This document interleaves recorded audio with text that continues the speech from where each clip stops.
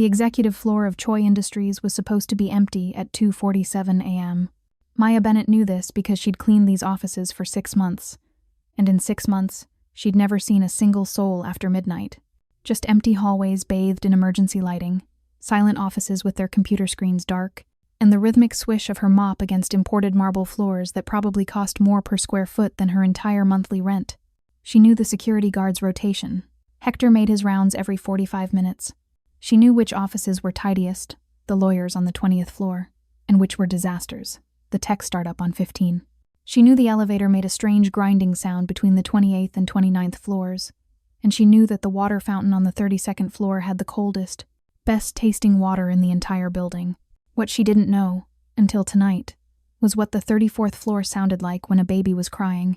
Not just any crying, the desperate, exhausted wails of an infant who'd been crying for so long she'd lost her voice. The sound came from the corner office, the one with the massive double doors and the nameplate that read Kang Min-jun, CEO, in both English and Korean characters etched into brushed steel. Maya paused in the hallway, her mop dripping soapy water onto the floor she'd just cleaned. Her first instinct was to keep walking. Rich people's problems weren't her problems. She was here to clean, collect her $18.50 an hour, and go home to her tiny studio apartment in a building where the heat worked intermittently, and her neighbors fought loud enough to shake the walls. That was it. That was her entire life now, and she'd accepted it. But the crying. God, the crying tore at something deep in her chest. Something she'd buried years ago, and promised herself she'd never unearth. She'd heard that sound before. Years ago, in a cramped apartment in Seoul's Hongdae district, when she'd volunteered at an orphanage during her missionary year. Before everything fell apart. Before the pregnancy. Before Jihoon's family had looked at her like she was something dirty they needed to scrub away. Before she'd lost her baby and fled back to Chicago with nothing but shame, medical debt, and a language she had no use for anymore. The baby's cries intensified, taking on a quality that made Maya's stomach clench. That was the sound of a child in distress, not just discomfort. That was the sound of a baby who'd been crying so long that breathing had become difficult. Maya made a decision that would change her life forever. She set down her mop bucket, wiped her damp hands on her navy blue janitorial uniform, and pushed open the door. The office was enormous, easily the size of her entire apartment, floor-to-ceiling windows overlooking the Chicago skyline, where city lights glittered like fallen stars against the darkness. Furniture that looked like it belonged in a design magazine, a massive desk made of what appeared to be a single piece of polished wood, leather chairs that probably cost more than she made in 3 months, abstract art on the walls that she didn't understand but knew was expensive, because everything in this office screamed wealth and power. And in the center of it all, a man stood holding a screaming infant, looking more terrified than any man in a $15,000 suit should ever look. He was Korean. That much was obvious from his features' sharp jawline that could cut glass, intense dark eyes currently filled with equal parts desperation and exhaustion, high cheekbones, and perfectly styled black hair that was now completely disheveled. He wore an expensive charcoal suit with the jacket discarded over a chair, shirt sleeves rolled up to reveal forearms that were surprisingly muscular and decorated with intricate tattoos. Peeking out, she caught glimpses of what looked like Korean characters and the scales of a dragon. The baby in his arms couldn't have been more than a few months old, face red and scrunched with misery, tiny fists flailing. "Please," he said when he saw her, and his voice cracked with exhaustion. His English was perfect but accented, each word precisely enunciated like he'd worked hard to master the language. She won't stop. I've tried everything. Everything." Maya should have backed away, should have apologized for intruding and returned to her mop and bucket and her safe, invisible existence. Instead, she heard herself singing, "Jajang jajang jajang jajang, uri aigi, cheldujanda." The Korean lullaby flowed from her lips as naturally as breathing, in the Gyeongsang dialect her host mother in Seoul had taught her. A song she hadn't sung in 5 years, not since she'd left Korea, not since she'd promised herself she'd never look back, never remember, never let herself feel that kind of pain again. Sleep, sleep, sleep, sleep, our baby sleeps well. The effect was immediate and profound. The baby's cries softened to hiccups, then to quiet whimpers, then to nothing at all as tiny eyes, dark like her father's, fluttered closed. Her small body, which had been rigid with distress, melted into relaxation. The man stared at Maya like she'd just performed a miracle, like she'd split the Red Sea or turned water into wine. How did you? He switched to Korean without thinking, his voice dropping to a whisper so as not to disturb the suddenly peaceful infant. Iotioke hanjioyeyo. Dangsinun nuguseo. How did you do that? Who are you? Cheik ul ilk io subnida. Maya answered automatically in flawless Korean, her accent betraying her year and soul. I read books. Then, realizing what she'd just revealed the door she'd just opened, her eyes went wide, and she took a step back. Siliehe subnida. I'm sorry. The man's expression transformed. Shock rippled across his features, followed by recognition, followed by something else, something dark and possessive, and intensely focused, that made Maya's breath catch in her throat. His eyes raked over her, really seeing her for the first time. Not just a janitor in a shapeless uniform, but a woman. A black woman, 5'6" with warm brown skin that glowed even under the harsh office lights. Natural curls pulled back into a practical bun, with wisps escaping around her face, full lips, and eyes that had seen too much for someone who couldn't be older than 30. She was curvy despite the unflattering uniform, with the kind of figure that no amount of baggy clothing could completely hide. Who are you? He demanded in Korean, his voice low and dangerous now. What are you doing in my office at 3 a.m. speaking my language? Maya's heart hammered against her ribs. She'd just revealed herself to one of Chicago's most powerful men. And judging by those tattoos, by the late-night hours he was keeping, by the sheer intensity in his eyes and the way he stood like a man accustomed to commanding armies, she'd just walked into something far more dangerous than a crying baby. I'm nobody, she whispered, switching back to English because maybe that would create distance. Just the janitor. I heard crying and I wanted to help. Nobody who speaks fluent Korean in the Gyeongsang dialect, he said, also switching to English. Nobody who knows old lullabies that my own mother used to sing. Try again. I studied Korean in college, Maya said, which was true. I spent a year in Seoul on an exchange program. I volunteered at an orphanage there. I learned things, songs, that's all. But as Kang Min-jun's eyes locked onto hers, really locked on, like he was reading her soul and memorizing every secret she'd ever kept, both of them knew the truth. She'd stopped being nobody the moment she sang his daughter to sleep in his mother tongue. And men like him never forgot people who could do impossible things. Character introductions. 9 minutes. Her world, Maya Bennett. 12 hours earlier, Maya Bennett had started her day the same way she'd started every day for the past 18 months, staring at her reflection in the cracked bathroom mirror of her studio apartment and lying to herself. It's temporary, she told the tired woman staring back at her. 29 years old, with warm brown skin that still glowed despite chronic exhaustion, and a diet consisting mostly of instant ramen and whatever free samples she could grab from the grocery store. Natural curls that she kept pulled back because she couldn't afford regular salon visits. Eyes that used to sparkle with ambition, but now just looked tired. Just until you figure out what's next. Except there was no next. Not for someone like her. Not anymore. Once upon a time, and it felt like a fairy tale now. Distant and unreal, Maya had been different. She'd been the first person in her family to graduate from college, with a degree in international relations from Northwestern and a minor in East Asian studies. She'd been fluent in Korean, having spent her junior year abroad at Yonsei University in Seoul.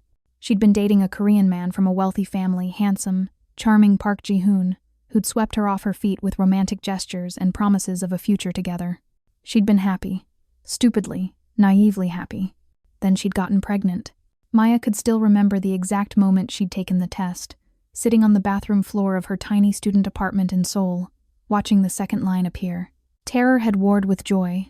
She was only 24, still a student, unprepared for motherhood, but she'd also felt something else, a fierce, protective love for the tiny cluster of cells growing inside her. Ji-hoon had been less enthusiastic. You need to handle this, he'd said, not even looking at her. They'd been at an expensive restaurant in Gangnam, and he'd delivered the words between bites of perfectly prepared steak. My family has expectations. A Black American girlfriend is already complicated. A pregnant Black American girlfriend is impossible. Complicated, Maya had repeated, the word tasting like poison. I'm complicated. You know what I mean. He'd had the audacity to look uncomfortable. My parents would never accept this. They have someone picked out for me already. A proper Korean girl from a good family. What about our baby? There is no baby yet. Just a problem that can be solved. He'd pulled out an envelope, thick with cash. This should cover everything. The procedure, your flight back to Chicago, whatever you need to start over. Maya had looked at that envelope at the money that was supposed to make her and her unborn child disappear and felt something break inside her chest. "I'm keeping it," she'd said. Ji-hoon's eyes had gone cold. "Then you're on your own." He'd left her in that restaurant, staring at an envelope full of blood money she refused to touch. For the next 8 weeks, Maya had tried to figure out how to survive. She'd picked up extra tutoring jobs, started looking at apartments she could actually afford, began making plans for a life as a single mother in a foreign country. Then, at 12 weeks, her body had betrayed her. The cramping had started during a Korean language class. By the time she'd made it to the hospital, she'd been bleeding so heavily that the paramedics had looked scared. The emergency room had been chaos, doctors speaking rapid Korean that her panic-fogged brain couldn't translate, machines beeping, pain that felt like her body was tearing itself apart. When it was over, when the baby that had barely been big enough to see on an ultrasound was gone, Maya had laid in that hospital bed and stared at the ceiling and felt absolutely nothing. Numbness. Complete and total numbness. Ji-hoon hadn't come to the hospital. His family hadn't called. None of the friends she'd made in Seoul had known she was pregnant, so no one knew she'd lost what she'd never really had. Maya had returned to Chicago 2 weeks later with $47,000 in medical debt that her student insurance didn't cover, a degree she'd never finished, and a heart so broken she wasn't sure it would ever work properly again. Her family had been supportive but broke. Her father was a bus driver, her mother a home health aide. They had love to give but no money. Her younger brother was in community college. Her grandmother sent prayers and homemade sweet potato pie but couldn't help with the bills that kept piling up. Maya had dropped out of school 3 credits short of graduation. The debt collectors had started calling. Her student loans had come due. And the girl who'd once dreamed of working for the State Department, of using her language skills to build bridges between cultures, had ended up taking the first job she could find that didn't require a completed degree. Night shift janitorial work at Choi Industries. The pay was decent, $18.50 an hour. The hours meant she rarely saw anyone, which was perfect for someone who wanted to disappear. And most importantly, it required absolutely nothing of her except showing up and cleaning. No thinking, no feeling, no hoping for something better. Just surviving. "Maya, you coming?" Her coworker Teresa called from the doorway of the tiny bathroom. Teresa Rodriguez was in her 50s, a single mother of 3 who'd been cleaning offices for 20 years. She had kind eyes and a no-nonsense attitude that Maya appreciated. "Vinny's running late with the van again. Man's gonna be late to his own funeral." "Yeah, I'm coming." Maya grabbed her backpack containing a change of clothes because she sometimes went straight to her second job at a coffee shop after this one ended. Her lunch, which was leftover rice and beans Teresa had given her yesterday, and a worn Korean language textbook she couldn't bring herself to throw away even though looking at it hurt.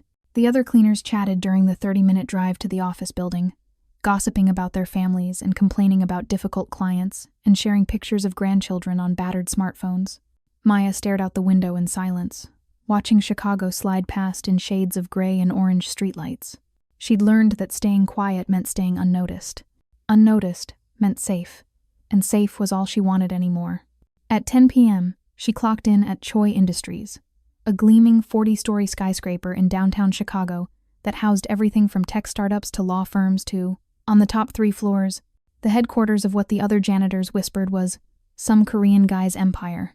"I heard he's Mafia," one of the other cleaners had said during Maya's first week. Like, real organized crime stuff. Import-export, but not the legal kind, you know? "Don't be dramatic," Teresa had scoffed. "He's just a rich businessman. They're all shady when you get down to it." Maya had never cared enough to investigate. She cleaned the CEO's floor last, when the building was completely empty. She'd been told he worked late sometimes, but in 6 months, she'd never crossed paths with him, which was exactly how she liked it. Invisible, safe, numb. Tonight started like every other night. She cleaned the 20th floor lawyers who were neat freaks, then the 25th floor accountants who left coffee rings on every surface, then the 30th floor, a biotech company that somehow always had mystery stains that required industrial cleaner. By the time she reached the 34th floor at 2:30 a.m., Maya was exhausted. Her back ached, and she was looking forward to the end of her shift so she could go home, take a hot shower if her building's water heater was working, and pass out for 5 hours before her coffee shop shift started. Then she heard the crying, and everything changed. His world, Kang Min-jun. At that exact moment, 32 floors above where Maya had started her shift hours earlier, Kang Min-jun was contemplating murder. Not literally, probably not literally. Though the way his evening was going, he couldn't entirely rule it out. The man sitting across from his desk, Park Sung-ho, 58 years old, with 20 years of loyal service to the organization, was currently explaining why the shipment that was supposed to arrive 3 days ago had instead been seized by customs. "I don't care about your excuses, Park," Min-jun said in Korean, his voice deadly calm in the way that made seasoned criminals nervous. "The shipment was supposed to arrive 3 days ago. Do you know what I've been telling our buyers for 3 days? There were complications at customs. Then uncomplicate them." Min-jun leaned forward, and Park Sung-ho, a man twice his age who'd been in this business since before Min-jun was born, actually flinched. "I have buyers waiting. Buyers who will take their business to the Chinese syndicate if I cannot deliver. Do you understand what that means for your position in this organization? Do you understand what happens when I lose face because my people can't handle basic logistics?" "Yes, sir. Of course, sir." "Good. You have 24 hours to fix this problem. If the shipment isn't released by this time tomorrow, you can explain to my uncle why you're no longer useful to us." Min-jun dismissed him with a wave. "Get out." After Park left, practically stumbling in his haste to escape, Min-jun stood and moved to the floor-to-ceiling windows overlooking Chicago's skyline. The city glittered below him like scattered diamonds, beautiful and cold and utterly indifferent to the lives lived in its shadow. Much like his life had become. At 35, Kang Min-jun had built an empire that spanned 3 continents and generated more revenue annually than some small countries. To the outside world, to the IRS and the business licenses and the corporate filings, Choi Industries was a legitimate import-export business, specializing in luxury goods from East Asia. And technically, that wasn't a lie. They did import goods. They did export them. They just didn't advertise that some of those goods included pharmaceuticals that weren't FDA approved, electronics that bypassed tariffs, and occasionally items that wealthy collectors wanted without asking too many questions about provenance. Min-jun had inherited this world from his father, who'd built it from nothing after immigrating to America in the 80s. The old man had been ruthless, cold, efficient. He'd taught Min-jun that power was everything, that weakness got you killed, that family came before everything else, and that the world was divided into those who commanded and those who obeyed. "You will be a leader," his father had told him on his 18th birthday, after Min-jun had successfully handled his first major negotiation. "Not because you want to be, but because you must be. The alternative is death." Then the old man had died of a massive heart attack at 62, leaving 25-year-old Min-jun in charge of an empire and enemies on all sides who thought a boy couldn't hold what his father had built. They'd learned, 10 years later, Min-jun had not just maintained his father's legacy, he'd tripled it. He was feared throughout the Korean-American organized crime community, respected even by rivals, and utterly untouchable, with enough money to buy politicians and enough leverage to bury anyone who threatened him. He was also completely, devastatingly alone. The loneliness hadn't bothered him much until Yoo-jin, his wife, his late wife, the woman he'd married in an arrangement between families, a strategic alliance that had turned into something almost like love. She'd been the daughter of another organization leader in Los Angeles, so she'd understood his world, accepted it, even thrived in it, with her sharp mind and sharper tongue. Their marriage had been good, not passionate, but solid, respectful. They'd been partners. The pregnancy had been unexpected but welcome. For the first time in his life, Min-jun had allowed himself to imagine something beyond the empire, a legacy that wasn't just money and power, a child who might have choices he'd never had. Then Yoo-jin had hemorrhaged during delivery. Min-jun had been in the delivery room, holding her hand, when the machines had started screaming. The doctors had tried everything, transfusions, emergency surgery, desperate measures that had ultimately failed. He'd held his dying wife's hand as she whispered, "Take care of our baby. Promise me, Min-jun. Promise me she'll be happy." He'd promised. What else could he do? Yoo-jin had died while doctors worked frantically to save her. And Min-jun had held his newborn daughter perfect, healthy, screaming So-yeon, and felt the weight of a promise he had no idea how to keep. 3 months later, he was drowning in that promise. So-yeon was healthy according to the pediatrician. Perfect even. But she cried. God, did she cry. The doctor said some babies were just fussy, that she'd grow out of it, that colic was normal and Min-jun just needed to be patient. Min-jun, who could negotiate million-dollar deals without blinking, who'd once stared down the barrel of a gun without flinching, who commanded loyalty from hundreds of men. Minjun was utterly defeated by a 7-pound infant. Mrs. Han, the nanny he'd hired, was experienced. She'd raised 4 children of her own, worked for wealthy families for 20 years. But even she was reaching her limit. "Mr. Kang," she'd said that evening, her voice tight with stress, "I need a break. Just one night. She's been crying for 6 hours straight, and I can't. I just can't anymore." "I'm sorry." Minjun had sent her home with reassurances and a generous bonus. Then he'd taken his daughter into his arms and tried everything he knew. Bottle? She wouldn't drink. Diaper? Already changed. Rocking, walking, singing, white noise machines, different formulas, pacifiers in different shapes and sizes. Nothing worked. By 2:30 a.m., Minjun was pacing his office in his shirt sleeves, tie discarded, hair disheveled from running his hands through it, with a screaming baby who seemed determined to cry until one of them expired from exhaustion. "Please," he whispered in Korean, patting her back, murmuring useless reassurances. "Please, daughter, tell me what you need. I'll give you anything. Everything. Just please stop crying." Soyeon just screamed louder, her tiny face red and scrunched with misery that Minjun didn't know how to fix. He was the most powerful Korean crime boss in the Midwest. He could make men disappear with a phone call. He could move millions of dollars with a signature. He could control almost everything in his world. But he couldn't make his daughter stop crying. That's when the office door opened, and a woman walked in who would change everything. The inciting incident. 7 minutes. Maya froze in the doorway, her hand still on the handle, taking in the scene before her with wide eyes.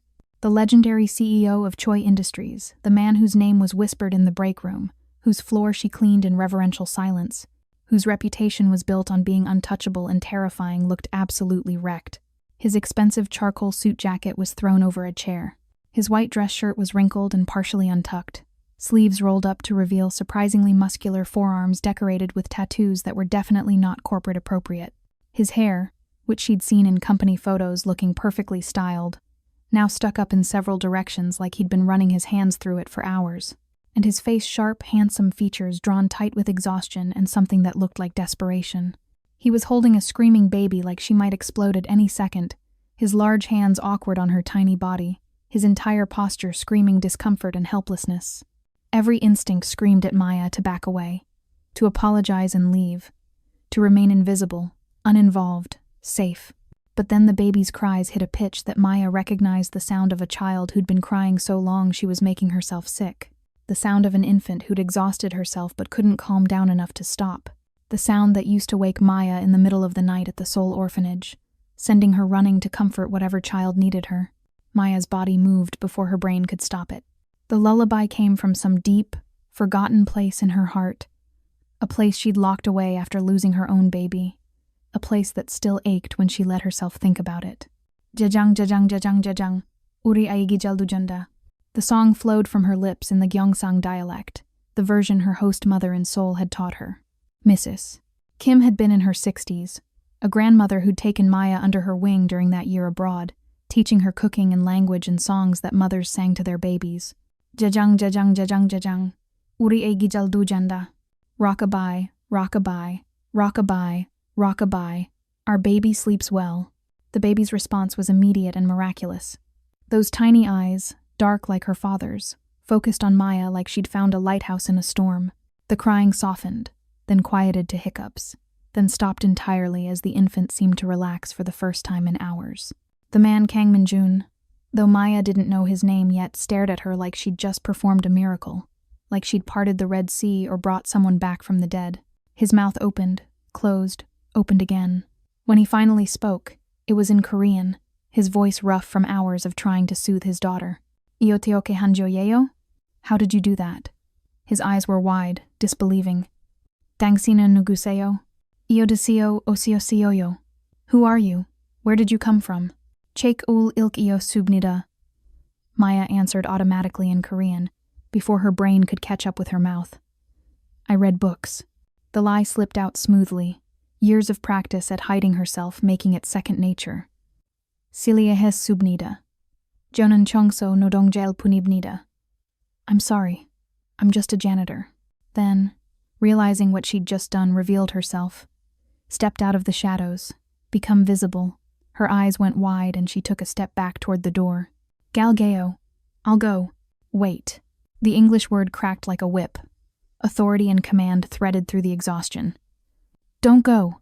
Maya stopped, her hand on the doorframe, her heart hammering against her ribs so hard she thought it might break through. The baby made a small, distressed sound, and both adults immediately looked down at her. She was fighting sleep, little fists clenching and unclenching, tiny face scrunched like she wanted to cry again but was too exhausted. She's finally quiet, Minjun said, his voice dropping to barely above a whisper. He looked at Maya again, and there was something raw in his expression, vulnerable in a way that men like him probably never let anyone see. Please, just stay for a minute. Make sure she really stops. Maya should have refused, should have walked out and never looked back, never revealed anything more about herself, never gotten involved in whatever complicated life this man led. Instead, she found herself stepping into the office and letting the door close behind her with a soft click that sounded impossibly loud in the sudden quiet. She's overtired, Maya said softly in English, watching the baby. Babies do that sometimes. They get so exhausted they can't calm down enough to sleep. It's a vicious cycle. I know.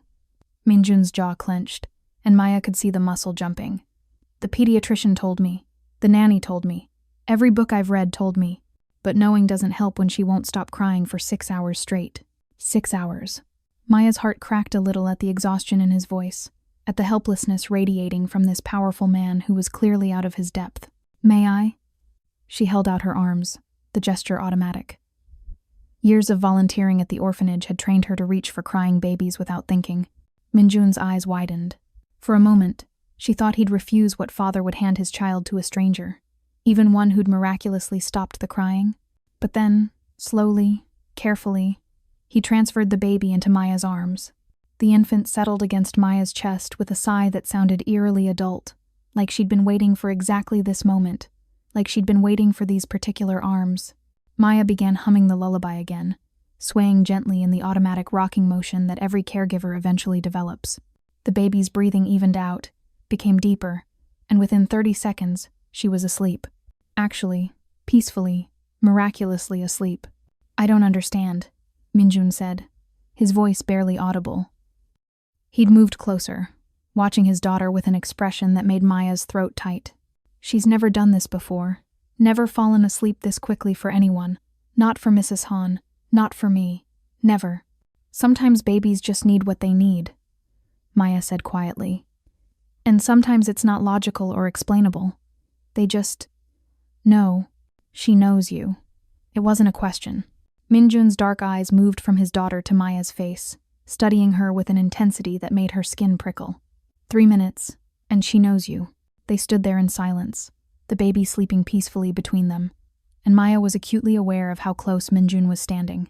Close enough that she could smell his cologne expensive, with notes of cedar and bergamot and something darker, more masculine, close enough to see the exhaustion etched in the lines around his eyes, the shadow of beard darkening his jaw, the way his shirt was wrinkled from hours of holding a crying infant. He looked like a man at the end of his rope, like someone barely holding himself together. Where did you learn Korean? Minjun asked quietly, still speaking English but pronouncing each word carefully. Real Korean, not textbook Korean. You speak like someone who lived there. I did, Maya admitted. Because what was the point of lying now? She'd already revealed too much. I spent my junior year of college in Seoul, exchange program at Yonsei University. And the lullaby? Maya's throat tightened. I volunteered at an orphanage in Hongdae. The caregivers there taught me. They said Western lullabies worked fine, but Korean babies responded better to songs in their own language, songs their mothers should have sung to them. Something flickered across Minjun's face. Pain? Maybe. Or recognition. My mother used to sing that song, he said quietly. In that exact dialect. She was from Gyeongsang province. Died 5 years ago. I'm so sorry. Don't be. His voice hardened automatically, walls slamming back into place. Pity is useless. It doesn't change anything. No, Maya agreed. But understanding isn't useless. And I understand what it means to lose someone who mattered. Their eyes met, and something passed between them. A recognition of shared pain. of understanding what it meant to lose people before you were ready. The baby shifted in Maya's arms, making a small sound, and both adults immediately looked down at her. "I should go," Maya said softly, "before she wakes up again and realizes I'm a stranger." "Will she wake up when I take her?" "Probably," Maya admitted, "but she's exhausted now. The crying wore her out. She'll go back to sleep easier than before." "Show me how to hold her," Minjun said. "The way you're holding her. Show me." So Maya did, carefully positioning his arms, showing him how to support the baby's head, how to hold her close to his chest where she could hear his heartbeat, how to rock in the gentle, rhythmic motion that soothed infants. Their hands touched during the transfer. The contact sent electricity up Maya's arm, unexpected and intense. From the way Minjun's eyes darkened, he felt it too. "Like this?" he asked, his voice rougher than before. "Yes, just like that." Maya stepped back, but she couldn't look away. There was something about seeing this powerful, dangerous man hold his daughter with such careful tenderness that made her chest ache. "Thank you," he said. And it sounded like the words cost him something. Like gratitude didn't come easily to him. "I don't usually thank people." "You're welcome." Maya turned to leave, her hand on the door handle. "What's your name?" She paused, every instinct screaming at her not to answer. Giving him her name felt dangerous, like opening a door she'd spent years keeping locked, like stepping into quicksand. But he'd already seen her speak Korean, already seen her with his daughter, already experienced something that couldn't be unexplained or dismissed. "Maya," she said quietly.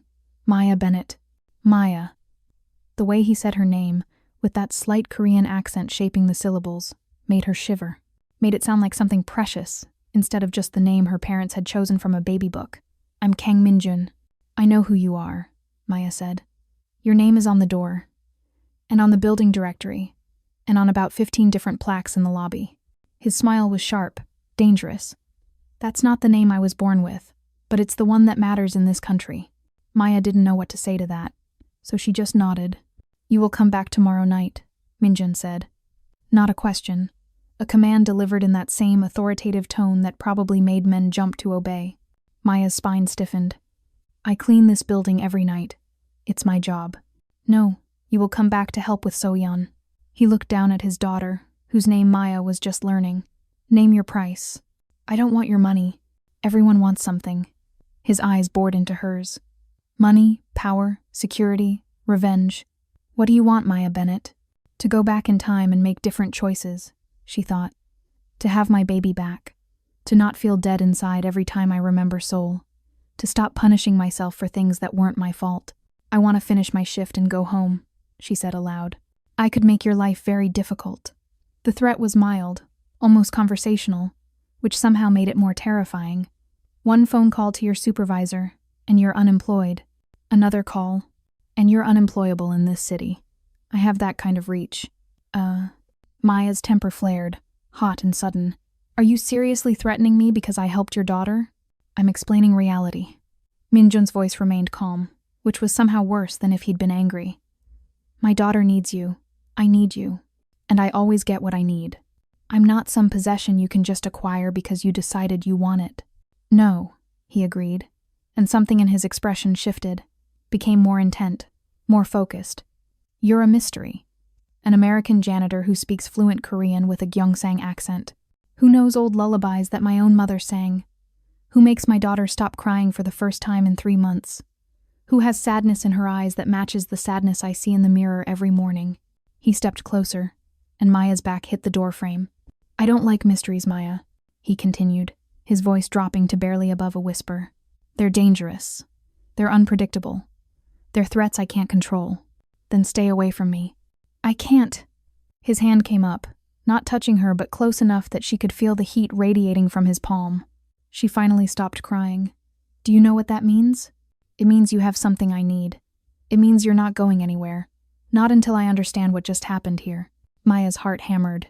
"You can't keep me here. This is kidnapping, or blackmail, or—" "I don't want to keep you here against your will," Minjun interrupted. "I want you to choose to come back. To help my daughter. To—" He trailed off, something unreadable flickering across his face. "Just come back, please." The please surprised her. It sounded genuine, vulnerable. Maya looked at baby So-yeon, sleeping peacefully in her father's arms for the first time in hours. Looked at this man who commanded an empire but couldn't comfort his own child. Looked at the exhaustion and desperation and barely controlled emotion in his eyes. She should say no, should walk out and never return, never get involved, never open herself up to this kind of complication. "I'll think about it," she heard herself say. It was enough. Minjun's smile was slow and dangerous and utterly captivating. "I'll see you tomorrow night, Maya Bennett." And as Maya finally escaped his office and returned to her forgotten mop and bucket, hands shaking and heart racing, she knew with absolute certainty that her life had just changed forever. She'd revealed herself to Kang Minjun. She'd stepped out of the shadows. She'd become visible. And men like him never let go of what they wanted. The question was, what exactly did he want? And even more terrifying, what did she want from him? Escalation, protection phase, 15 minutes. Maya didn't return the next night, or the night after that, or the night after that. For 3 days, she called in sick to work, hiding in her tiny studio apartment like a coward. She knew it was temporary. She couldn't afford to miss too many shifts. Not with rent due in a week and her second job at the coffee shop barely covering food, but she needed time. Time to think, time to process, time to convince herself that staying away from Kang Min-jun was the smart, safe, sensible choice. The problem was that every time she closed her eyes, she saw So-yeon's tiny face relaxing into sleep, heard her own voice singing those lullabies she'd tried so hard to forget, felt the weight of a baby in her arms and the ache in her chest that never really went away. And she saw Min-jun. Exhausted, desperate, powerful, dangerous Min-jun, who'd looked at her like she was a miracle and a threat all at once. On the third night of her self-imposed exile, her supervisor called. "Maya, you've got to come in tonight." Teresa's voice was tight with stress. "We're short-staffed because Maria's kid is sick, and..." She paused. "Look, there's some rich Korean guy who keeps calling the office asking about you. Says it's urgent. You in some kind of trouble?" Maya's stomach dropped to her feet. "No trouble." "Good, because I like you, Maya. You're quiet, reliable, you don't cause drama. But this guy, he sounds important. Dangerous important. Like the kind of person you don't say no to." "You sure everything's okay?" "I'm fine, Teresa. I'll be there tonight." When Maya arrived at Choi Industries that evening 10 minutes early because she was anxious and wanted to get this over with, there was an envelope waiting for her at the security desk. "Delivery for Maya Bennett," the guard said, looking at her with newfound curiosity, like she'd suddenly become interesting instead of just part of the invisible cleaning staff. From the top floor, Maya took the envelope with shaking hands, already knowing who it was from. Inside was a note written in precise, elegant handwriting on expensive cream-colored paper. "My daughter has been crying for 3 days. 72 hours. She won't eat properly, won't sleep for more than 20 minutes at a time. Mrs. Han is threatening to quit. I am at my limit. You will come to my office at midnight. This is not a request. KM." Maya's hands shook as she crumpled the note. Who the hell did he think he was? Summoning her like some kind of servant, like she existed solely for his convenience? But beneath her anger was something else. Guilt. Worry. The image of tiny So-yeon crying herself into exhaustion, confused about why the woman who'd comforted her had disappeared. "You okay?" Teresa asked, appearing at Maya's elbow. "You look like you've seen a ghost." "I'm fine," Maya lied. "Just tired." Teresa didn't look convinced. "Girl, whatever you're mixed up in, be careful. Rich men are trouble. Rich, powerful men are double trouble." Maya wanted to laugh. Or cry. Or both. At 11:55 p.m., after hours of cleaning and overthinking and trying to convince herself to just not go, Maya stood outside Minjun's office door, debating whether to knock or run. The door opened before she could decide. "You're late," Minjun said. He looked worse than before. Dark circles under his eyes so pronounced they looked like bruises. Hair disheveled, suit wrinkled, shirt partially unbuttoned. Behind him, she could hear So-yeon's familiar wails, and the sound made her chest ache. "I'm 5 minutes early," Maya said. "You're 3 days late." He stepped aside, gesturing her in with barely restrained impatience.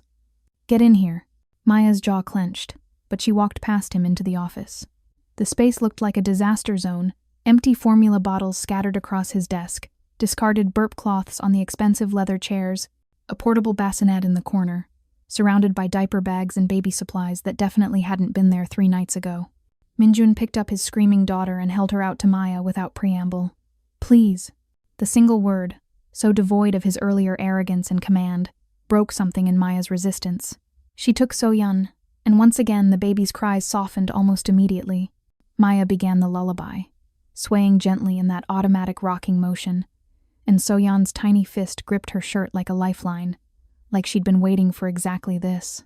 She knows you, Minjun said quietly, watching them with an expression Maya couldn't quite read. 3 days later, and she still remembers you. The moment you started singing, she calmed down. Babies have good memories, Maya said. Better than people think. Sit. He gestured to the leather sofa against the wall. When she hesitated, he added, Please, in that same rough voice. Maya sat, continuing to rock So-yeon. Minjun collapsed into the chair across from her, and she could see the exhaustion in every line of his body. This was a man running on fumes and sheer willpower. Why didn't you come back? He asked after a moment. Because I have a job. One that doesn't involve being summoned by rich CEOs who think they can order people around. A ghost of a smile crossed his face. You're angry. I'm annoyed. Good. He leaned forward, elbows on his knees. Anger is honest. It's better than fear or false compliance. Who says I'm not afraid? Oh, you're definitely afraid. But you came anyway. His eyes locked onto hers. That's either brave or stupid. I haven't decided which yet. Probably stupid, Maya muttered. Then louder. You threaten my job, my livelihood. That's not okay. No, it's not. The admission surprised her. I apologize for threatening you. That was inappropriate. Maya blinked. She hadn't expected an apology. Men like him didn't apologize, did they? However, he continued, and there was the catch. I meant what I said. My daughter needs you. These past 3 days have been hell. Mrs. Han is threatening to quit. So-yeon barely sleeps. She's losing weight because she won't eat properly. And He ran a hand through his hair, making it stand up even more. I can't do this alone. I thought I could, but I can't. Hire another nanny, Maya said. I've hired 3 in the past month. She screams for all of them. His eyes were intense on hers. Only you can make her stop. I don't understand it. I don't like not understanding things. But it's the truth. I'm not special. I just happen to know the right song. You sang to her in my mother's dialect, Minjun interrupted. Do you know that Lullaby is specifically from Gyeongsang province? That's where my family is from. That's where my mother was born and raised before she came to America. Maya's heart skipped. She hadn't known. She'd just learned it from Mrs. Kim in Seoul, never asking about regional variations. So-yeon's mother was from Seoul, Minjun continued. His voice went rough when he mentioned his late wife. Different accent, different songs, different everything. The nannies I've hired are mostly American-born Koreans who learned the language as adults. But you sound like my mother. Like home. And somehow, my daughter knows that. The raw pain in his voice made Maya's throat tighten. I'm sorry about your wife. Everyone's sorry. It doesn't change anything. He stood abruptly, pacing to the window. She died giving birth to So-yeon, hemorrhaged on the operating table. The doctors tried everything, but she'd had complications throughout the pregnancy, high blood pressure, preeclampsia. She should have delivered early, but she refused, said she wanted to give our daughter every possible advantage. And she paid for it with her life. Yes, the word was barely a whisper. He pressed his forehead against the glass, and Maya could see his hands clenched into fists at his sides. She made me promise to take care of So-yeon, to give her everything, to never let our daughter feel unwanted or neglected, and I'm failing at that promise every single day. You're not failing, Maya said quietly. You're exhausted and grieving and trying to figure out how to be a single parent while running what I'm assuming is a very demanding business. That's not failure, that's just hard. I swore I'd never put anyone else at risk, Minjun said, still staring out at the city. That I'd keep So-yeon safe by keeping her isolated, protected, separate from everything dangerous in my life. But isolation isn't safety when she's this young. She needs something I can't give her. What's that? He turned to look at her, and the vulnerability in his expression stole her breath. A mother's touch, a woman's care, something soft in a world that's too hard. I'm not her mother. No, but you're something. He moved back across the room, sitting on the edge of the coffee table so he was close enough to touch. I'll pay you. Triple what you're making now. You come here every night, help with So-yeon for a few hours, teach me what you know about babies. That's all I'm asking. Why me? Why not just hire a Korean nanny who knows the songs? Because she doesn't respond to Korean nannies, Minjun said with clear frustration. I've tried. She screams just as much. But you, there's something about you specifically. And I trust my instincts. They've kept me alive this long. Maya looked down at So-yeon, who'd finally fallen asleep in her arms. The baby's face was peaceful. One tiny hand curled against Maya's chest, breathing soft and even. This was a bad idea. Getting involved with Kang Minjun, spending time in his world, opening herself up to caring about this child. It was all a recipe for disaster. But then So-yeon sighed in her sleep, and Maya felt that familiar ache in her chest, the one that had never quite healed since she'd lost her own baby, the one that whispered that maybe, just maybe, helping this motherless child could heal something broken inside her too. Fine, Maya heard herself say, but I have conditions. Minjun's eyes gleamed with triumph. Name them. First, you don't threaten me again. Ever. I'm doing this voluntarily, which means I can stop whenever I want without consequences. Agreed. Second, you pay me in cash. I don't want a paper trail, no taxes, no records. His eyebrow raised. Why? That's none of your business. He studied her for a moment, clearly wanting to push, then nodded. Fine. How much?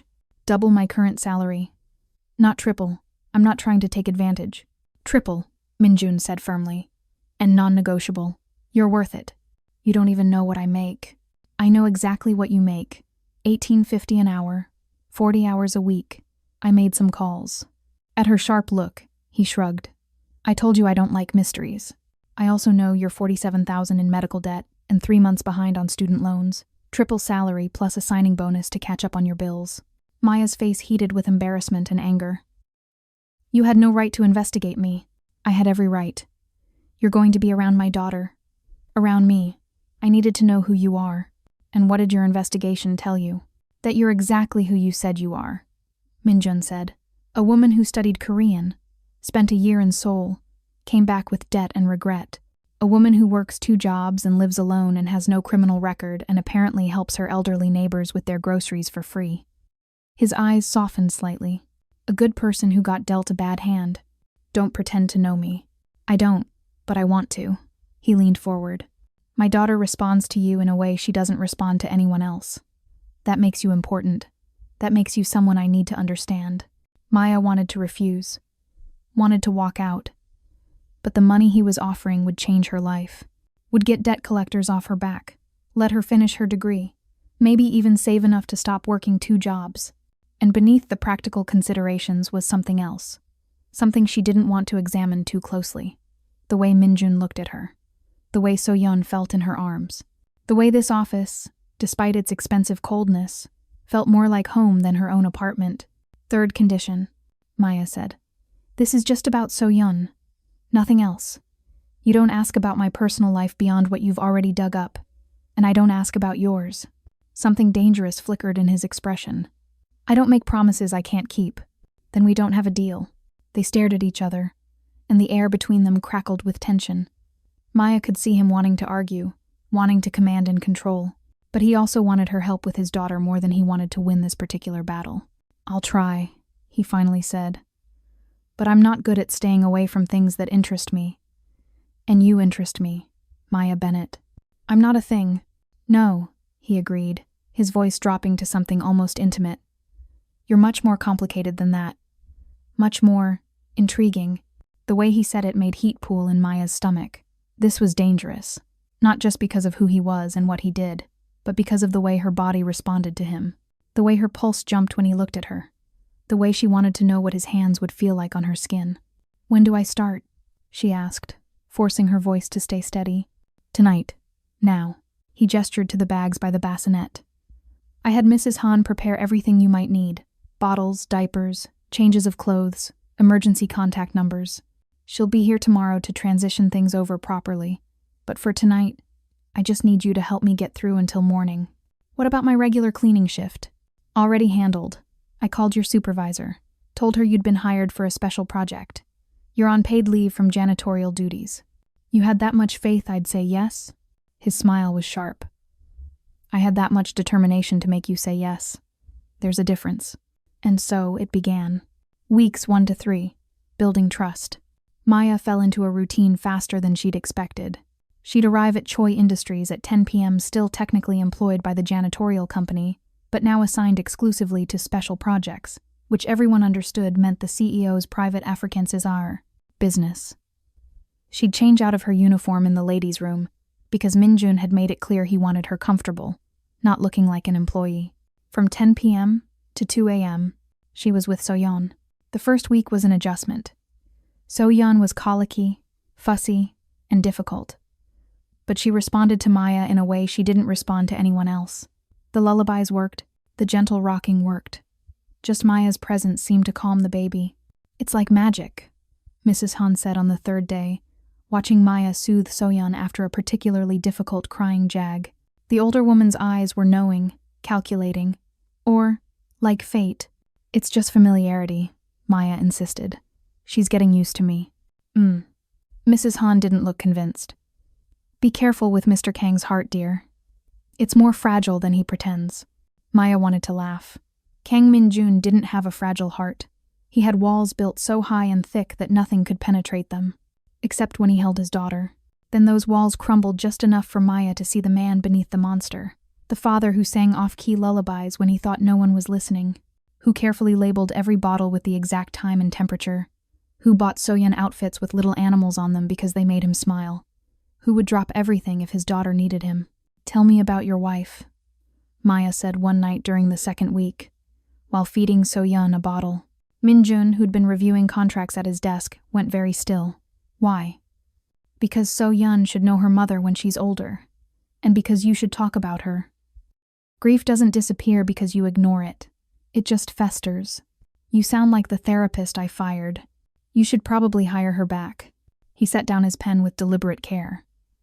What makes you think you can tell me what to do? The fact that you're paying me, triple my salary to help with your daughter. That buys me some honesty privileges. His laugh was unexpected. Short and bitter, but genuine. You're not what I expected. What did you expect? Someone more. Afraid.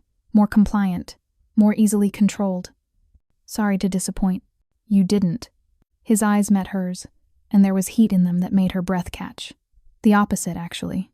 Maya looked away first, focusing on Soyeon. Your wife. Tell me. Minjun was quiet for so long she thought he wouldn't answer. Then, Yujin was beautiful, smart, ruthless when she needed to be. She was raised in this life, so she understood it, knew what it meant to be married to someone like me. He moved from behind his desk to sit in the chair near the sofa where Maya sat with Soyeon. We married because our families arranged it. Strategic alliance between organizations. I expected cold efficiency. Instead, I found a partner. You loved her. I cared for her deeply. Love. He hesitated. Love wasn't something either of us believed in, but we had respect, affection, loyalty. That was enough. Was it? It had to be. His eyes were distant, lost in memory. She wanted this baby badly. Wanted to give me an heir, to prove herself worthy of the family name. The pregnancy was difficult from the start. High blood pressure, severe morning sickness, complications the doctors couldn't quite explain. They wanted to induce early, at 36 weeks. Yujin refused. Why? Pride. Fear. She wanted to prove she could do everything perfectly, even this. Minjun's hands clenched. She went into labor at 38 weeks. Everything seemed fine at first. Then she started bleeding. The doctors tried transfusions, emergency surgery, everything, but her blood pressure spiked, and she had a massive stroke on the operating table. I'm so sorry. I was holding her hand when she died, Minjun continued, his voice hollow. Right there in the delivery room, surrounded by machines and doctors and chaos. She looked at me and said, "Take care of our baby. Promise me she'll be happy. Promise me." And I promised. What else could I do? Maya's eyes burned with tears. You're keeping that promise. Am I? Because it doesn't feel like it. It feels like I'm failing every single day. I can't comfort her when she cries. I don't know how to read her cues. I work too much and sleep too little, and half the time I'm terrified I'm going to break her because she's so small and I'm so... He gestured at himself, at his size and strength. Not built for this. But you're trying. That's what matters. Is it? He looked at her with naked vulnerability. Because until you came along, I was ready to give up, to hire a live-in nanny and disappear into work and let someone else raise my daughter. I was going to become my father, absent, cold, more focused on empire than family. But you didn't, because you showed up. His hand moved to cover hers where it rested on So-yeon's bottle. You showed up and made it possible for me to believe I could do this. Could be the father she deserves. The touch sent heat racing through Maya's veins. She should pull away, should maintain distance, should remember all the reasons getting close to this man was dangerous. Instead, she turned her hand over, lacing their fingers together. They sat like that for a long moment, hands clasped, baby sleeping between them, and Maya felt something shift inside her chest. Something that had been locked tight for 5 years began to crack open. Weeks 4 to 6, the shift. The night Kang Min-jun kissed her. Maya had been working for him for 6 weeks. 6 weeks of late-night lullabies and quiet conversations that ranged from childcare to philosophy to the books they'd loved growing up. 6 weeks of watching Min-jun transform from a ruthless CEO into a devoted father who made silly faces at his daughter and took photos of every milestone, no matter how small. 6 weeks of pretending she didn't feel the electricity every time they touched, every time their eyes met, every time he said her name in that voice that made her shiver. It was 2 And So-yeon had finally fallen asleep after a particularly fussy evening. She'd been teething, which made her irritable and difficult. But Maya had walked her and sung to her, and rubbed her gums with a cold washcloth until finally, blessedly, she dozed off. Maya was standing by the window, swaying with the sleeping baby, humming softly, when she looked up to find Min-jun watching her with an expression that stole her breath. His eyes were dark, intense, filled with something that looked like longing and desire and wonder all mixed together. "What?" she whispered. "You're beautiful," he said simply, like it was a fact as obvious as the sky being blue. "I've been wanting to say that for weeks." Maya's heart stuttered. "Don't. Why not? It's true. You're beautiful when you sing to her, when you laugh at something ridiculous I've done, when you argue with me about literature or politics, or the proper way to fold a baby blanket. You're beautiful, Maya, and I'm tired of pretending I don't notice." "Min-jun, we can't." "Can't what?" He stood from his desk, where he'd been pretending to work, and crossed to where she stood. "Can't acknowledge what's been building between us since the first night you walked into this office? This is a bad idea. Probably the worst idea I've had in years." He stopped close enough that she could smell his cologne, feel the heat radiating from his body. "But I can't seem to help myself. I work for you. This is inappropriate. You work with me, there's a difference." His hand came up to cup her face, thumb stroking her cheekbone with infinite gentleness. "And nothing about what I feel for you is appropriate. What do you feel?" Interested, intrigued, attracted. His eyes searched hers. Protective, possessive, confused because I've never wanted to know someone the way I want to know you. Maya's breath caught. "You're my boss. I'm your employee. This crosses every possible line. Then quit." His other hand settled on her waist, careful of the sleeping baby between them. "Walk away. Tell me you feel nothing and I'll never mention this again." "Min-jun, can you?" His voice dropped to barely above a whisper. "Can you honestly tell me you feel nothing? That you don't think about me when you're not here? That you don't wonder what this would be like?" Maya opened her mouth to lie, to say exactly that, to protect herself. But the truth came out instead. "I can't stop thinking about you," she whispered. "I try. God, I try, but I can't." His smile was slow and devastating. "Good. This is still a terrible idea." "Yes, it is. You're dangerous. Your world is dangerous. Getting involved with you could ruin my life." "It could," he agreed. "But Maya, not having you is ruining me." She kissed him. She didn't plan to. Didn't mean to. But she stood on her toes and pressed her lips to his, cutting off whatever he was going to say next. Because talking would make her think, and thinking would make her stop. And she was so tired of being afraid, so tired of denying herself everything that made her feel alive. Min-jun made a sound low in his throat, surprise or desire or both, and took control of the kiss. His hand slid into her hair, pins scattering, and his mouth moved against hers with a hunger that made her knees weak. They kissed like they'd been starving for each other. Like 6 weeks of tension had finally snapped. His tongue traced her lips and she opened for him, moaning when he deepened the kiss. His hand on her waist tightened, pulling her closer while being careful of the sleeping baby between them. Maya's free hand fisted in his shirt, feeling expensive fabric and hard muscle beneath. The kiss went on, stealing her breath and her thoughts and every reason she had for keeping her distance. When they finally broke apart, both breathing hard, Minjun rested his forehead against hers. "Maya," he groaned. "We should stop." Probably. But neither of them moved. They stayed pressed together, the baby sleeping peacefully between them, breathing in sync. "I want you," Minjun said after a moment. "I want to know everything about you. Your favorite color and your childhood dreams and what makes you laugh at 3 a.m. I want to kiss you until you forget every reason this is a bad idea. I want—" Soyeon made a small sound, interrupting his confession. They both immediately looked down at her, but she was still asleep, just shifting slightly. The moment broke. "I should put her down," Maya said softly. "Let me." Minjun carefully took his daughter, his hands brushing against Maya's in a touch that felt electric despite its innocence. "Will you stay? After she's down? We should talk about what just happened. About what's been happening since the first night you walked in here." His eyes held hers. "Please, Maya. Don't run away because we finally admitted what's been there all along." Maya wanted to run. Every instinct screamed at her to protect herself, to not let this dangerous, complicated man any closer to her heart. But she also wanted to stay. "Okay," she whispered. "I'll stay." After Minjun put Soyeon in her bassinet, he returned to find Maya sitting on the sofa, nervously twisting her hands in her lap. He sat beside her close but not touching, giving her space even though she could see in his eyes that he wanted to pull her into his arms. "Tell me about Seoul," he said quietly. "Tell me the real story. Not the sanitized version you gave me before." So she did. She told him about Ji-hoon, about the pregnancy, about the family that had looked at her like she was something dirty they needed to scrub away, about the miscarriage in the hospital and the loneliness that had nearly destroyed her. "He didn't deserve you," Minjun said when she finished, his voice hard with anger.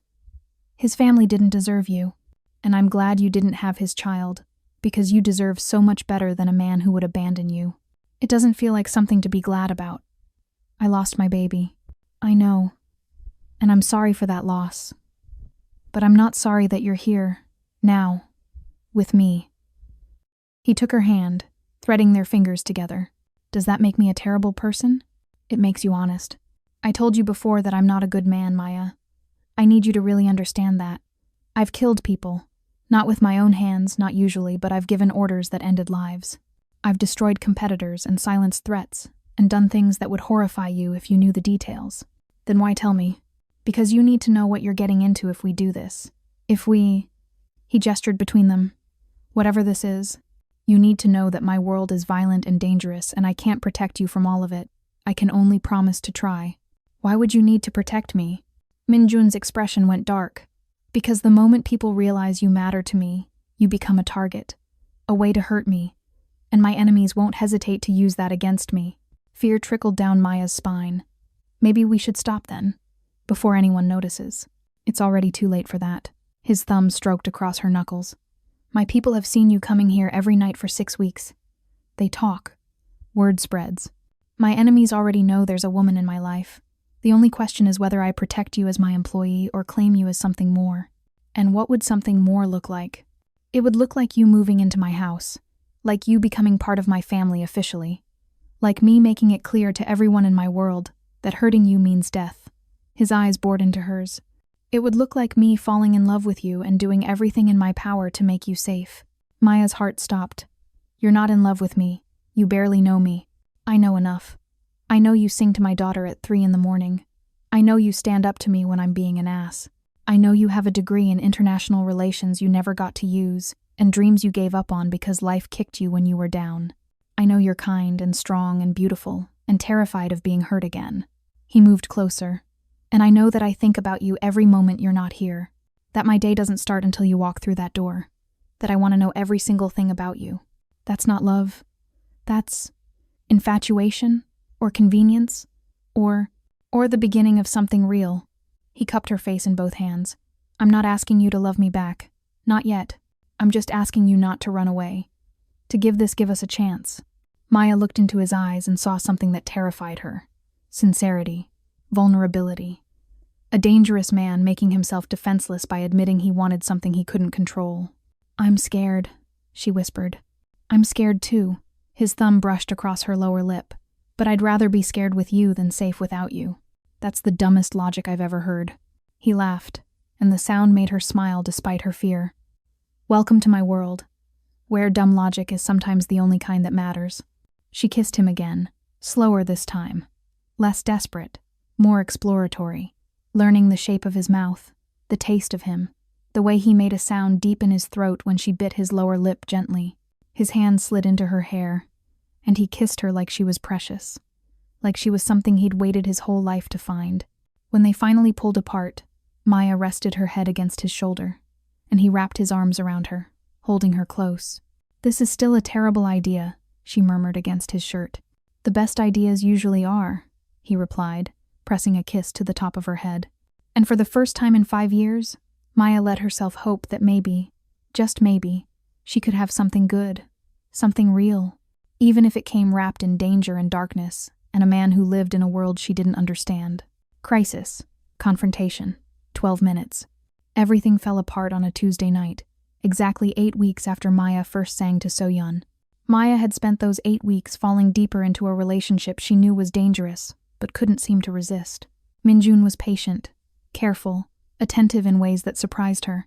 He never pushed too far, never demanded more than she was ready to give. They kissed every night long, deep kisses that left her breathless and wanting, but he never pushed for more, seemingly content to just have her near him. I'm a patient man when it comes to things that matter, he'd said one night when she'd asked why he didn't push. And you matter more than anything, so I'll wait until you're ready. But waiting was becoming torture. Maya wanted more, wanted his hands on her skin, wanted to know what it felt like to be claimed by this dangerous, complicated man who looked at her like she was his entire world. Tonight, though, she barely made it through the building's front door before Teresa grabbed her arm. Maya, there are men asking about you, Teresa hissed, her eyes wide with fear. Scary men. Korean guys in expensive suits who look like they eat people for breakfast. Maya's blood ran cold. What did you tell them? Nothing. I said I didn't know anything about your personal life. But girl, what have you gotten yourself into? Are you in some kind of trouble? No. Maybe. I don't know. Maya pulled away, her heart racing. I need to go. Maya. But she was already moving toward the elevators, her mind racing. Men asking about her. That couldn't be good. Minjun had warned her this might happen eventually, but she'd thought they had more time. When she reached Minjun's office, she found him pacing like a caged animal. So-yeon was with Mrs. Han. Tonight he'd sent the nanny and baby home early, which should have been her first warning that something was wrong. We have a problem, Minjun said the moment she walked in. His voice was tight, controlled in a way that meant he was barely holding himself together. What's wrong? Maya asked, closing the door behind her. My uncle. He practically spat the word. Kang Jae-sung, my father's younger brother. I didn't know you had an uncle. I do. He's been living in Korea for the past decade, building his own operations there. Minjun stopped pacing to look at her, and there was something dark and dangerous in his eyes. He's also been trying to take over my father's organization since the day the old man died. He thinks I'm too young, too American, not ruthless enough to deserve what I have. Maya's stomach dropped. What does he want? Power, money, everything I've built. Minjun's jaw clenched. And he's back in Chicago, has been for 2 weeks apparently, making alliances, talking to my people, trying to undermine my authority. What does this have to do with me? Minjun's expression turned anguished. He knows about you. How? Because I've had you followed for the past month. For your protection, he added quickly when her eyes widened. My men, keeping you safe, making sure nothing happened to you on your way to and from work. But Jae-sung has spies everywhere. He found out about you and So-yeon. Found out that He trailed off, running a hand through his hair. That you what? That I care about you, Minjun said roughly. More than care. That you've become important to me. Essential. And Jae-sung knows that hurting you would destroy me. Then I'll leave, Maya said immediately. I'll quit, disappear, move to another city. He'll lose interest if I'm gone. It's too late for that. Minjun pulled out his phone and showed her the screen. He sent this an hour ago. The photo made Maya's blood freeze. It was her, taken earlier that evening as she entered the building. The angle suggested someone had been following her. The message below it read in Korean. 예쁜 여자네. 무슨 일이 일어나면 안타까울 텐데. Pretty girl. It would be a shame if something happened to her. Oh God, Maya whispered. I need you to do exactly what I say, Minjun said, his voice going into that cold, commanding tone she'd learned meant he was in crisis mode. Pack a bag. You're moving into my house tonight. Not negotiable. What? No, I can't just... This isn't a request. He gripped her shoulders, forcing her to look at him. Jae-sung is dangerous. He's already killed 2 of my men this week, tortured them first to send a message. He won't hesitate to use you as leverage against me. All the more reason for me to disappear. Where will you go that he can't find you? Minjun's voice rose slightly before he controlled it. He has resources, Maya. Money, men, connections in this city, and across the country. The only safe place for you is with me. Behind my walls, protected by my people. I can't just move into your house. That's insane. You can and you will. His tone brooked no argument. So Yeon needs you. I need you. And I won't let my uncle hurt you because I was too proud to keep you close. I'm not yours to protect. Yes, he said fiercely, his hands tightening on her shoulders. You are. Whether you've admitted it to yourself yet or not, you're mine. And I protect what's mine. Before Maya could argue further, the office door burst open without warning.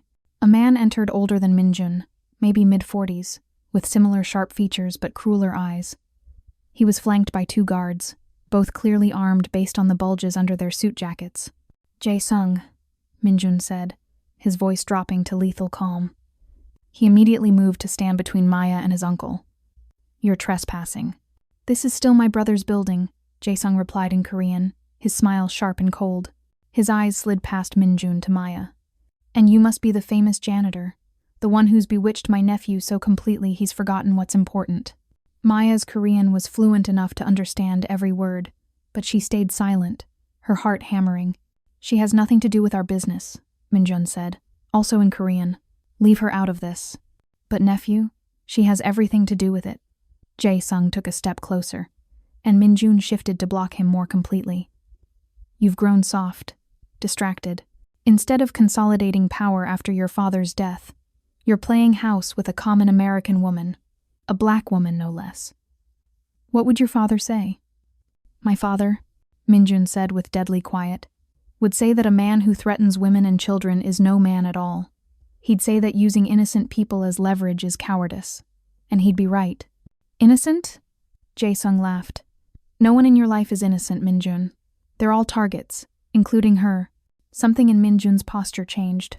Maya couldn't see his face, but she saw his fists clench, saw the tension radiating through his body. Careful, Minjun warned in English. Likely so Maya would understand the threat. Choose your next words very carefully. Or what? You'll defend her honor? Jae-sung switched to English too, his accent thicker than Minjun's. You're pathetic. My brother would be ashamed. My father built an empire on fear and blood, Minjun said. But he had rules. He didn't make women and children targets. He didn't cross certain lines. No, he just let his wife die of cancer while he built that empire. Jae-sung's smile was vicious. Sound familiar? Oh wait, that's exactly what you did too. How's that guilty conscience treating you, nephew? Minjun moved so fast, Maya barely saw it. One moment he was standing still. The next his fist connected with Jae-sung's jaw with a crack that made her wince. The 2 guards immediately drew their weapons. But Minjun's phone buzzed in that same instant, and suddenly the office door opened again. This time, 6 men entered Minjun's security team, all armed, all moving with the coordinated precision of a trained unit. Did you really think you could walk into my building without me knowing? Minjun asked quietly, blood dripping from his split knuckles. This is my territory, uncle. My city. My empire. Jae-sung wiped blood from his mouth, his eyes blazing with hatred. This isn't over.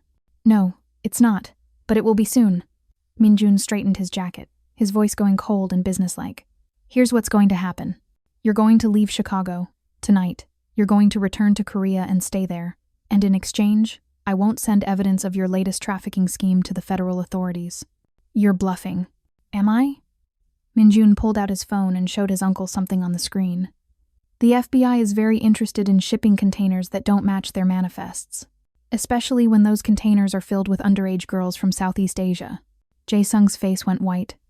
You wouldn't dare. The family will understand when I explain that you've been violating every code we have, that you've been running operations that bring heat we don't need, that you threatened my daughter and the woman I— He stopped himself, but the words hung in the air anyway. Love? Jae-sung finished mockingly. You love her? This nobody janitor? Yes, Minjun said, and Maya's heart stopped. I love her. Which is why you need to leave before I forget that you're family, and have you killed instead of just exiled. The words were said with such calm certainty that chills ran down Maya's spine. This was Kang Minjun, in full Mafia boss mode, cold, ruthless, terrifying.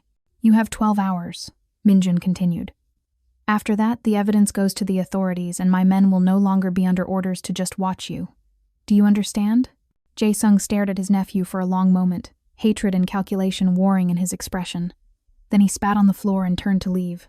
At the doorway, he looked back at Maya. Enjoy her while you can, nephew, he said in Korean. Women like that never last in our world. They either leave or get killed.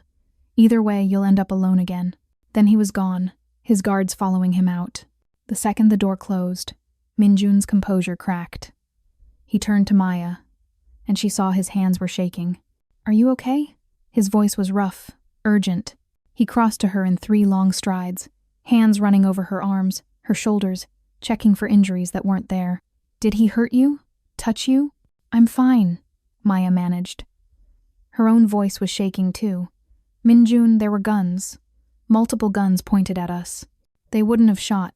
Not with my men here. You don't know that. I do. He pulled her into his arms, holding her tight enough that she could barely breathe. I planned for this. I knew he might try something, so I had my people ready. Maya pushed him away, anger cutting through her fear. This is your life? Threats and violence?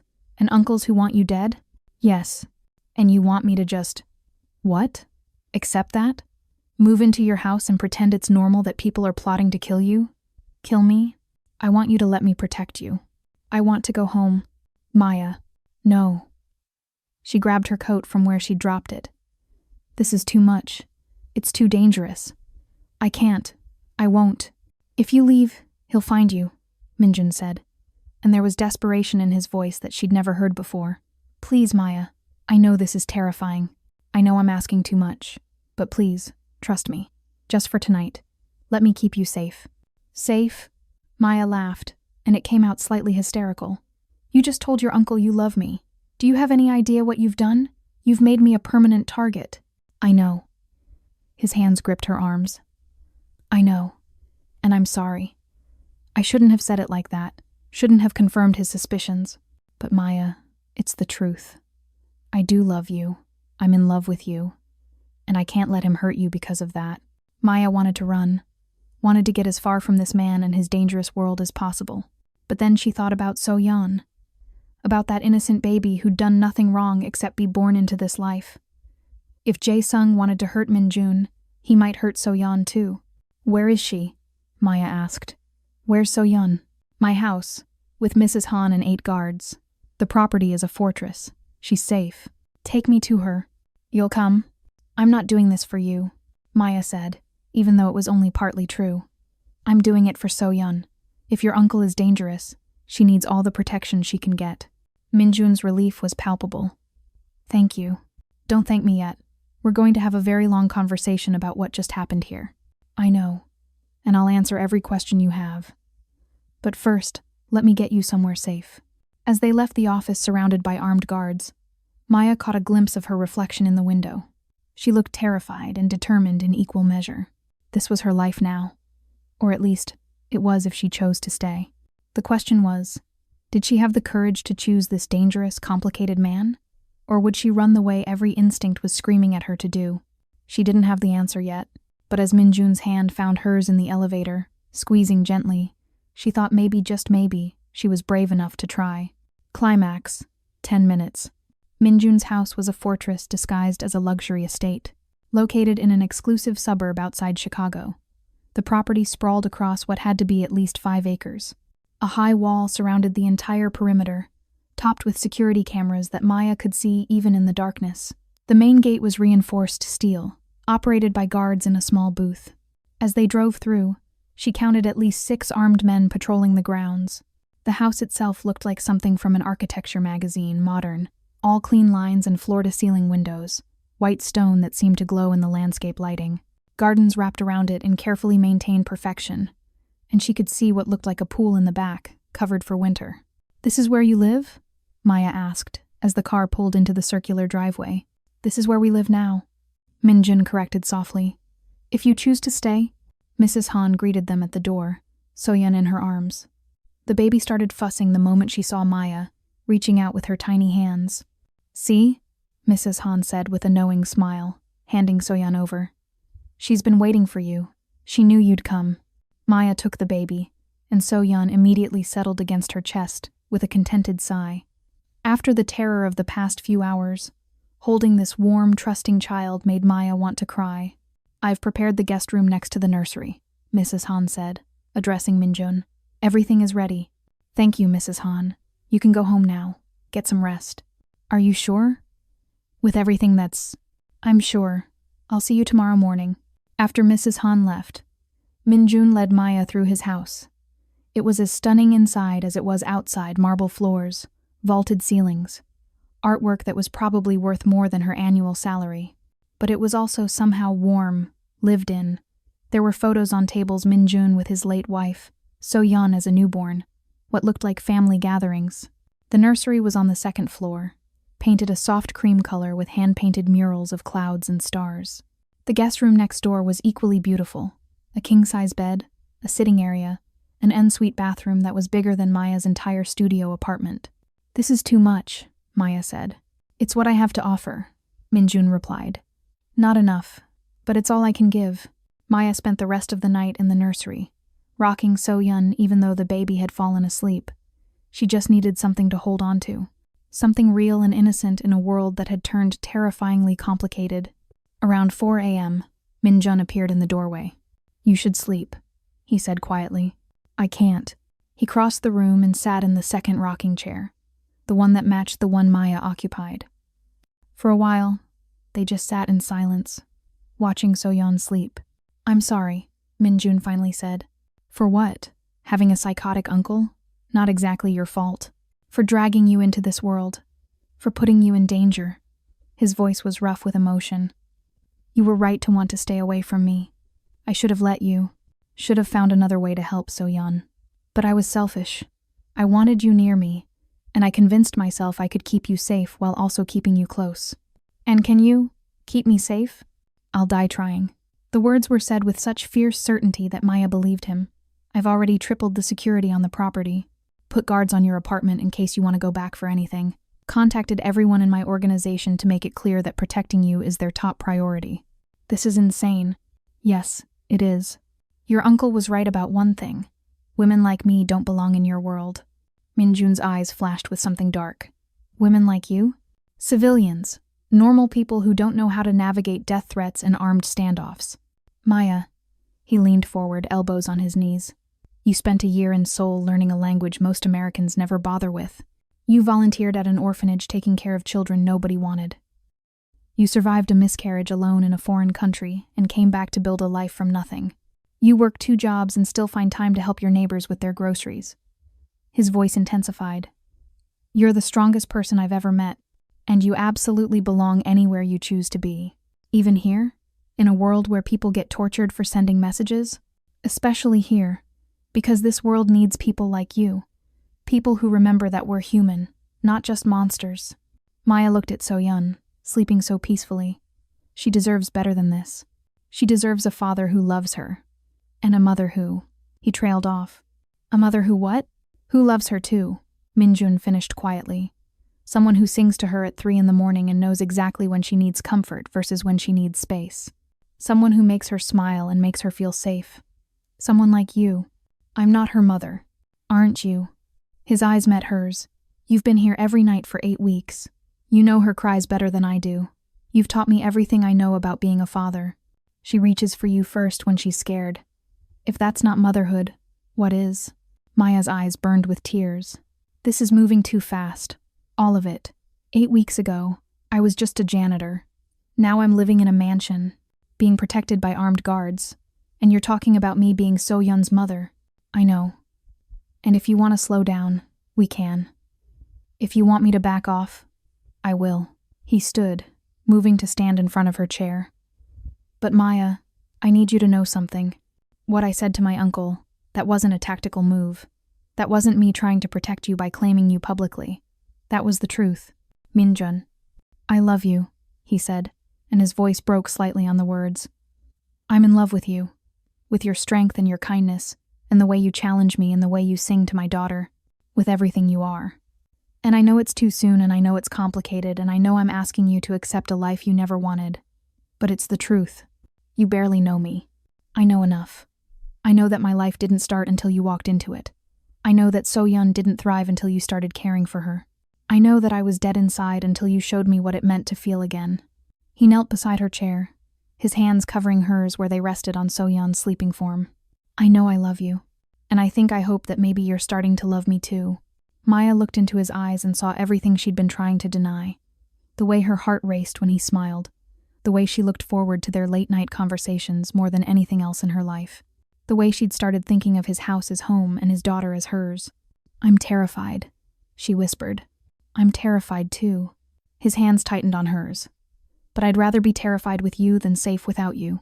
You said that before. It's still the dumbest logic. And yet here you are. In my house. With my daughter. Choosing to stay despite every reason to run. I haven't chosen to stay.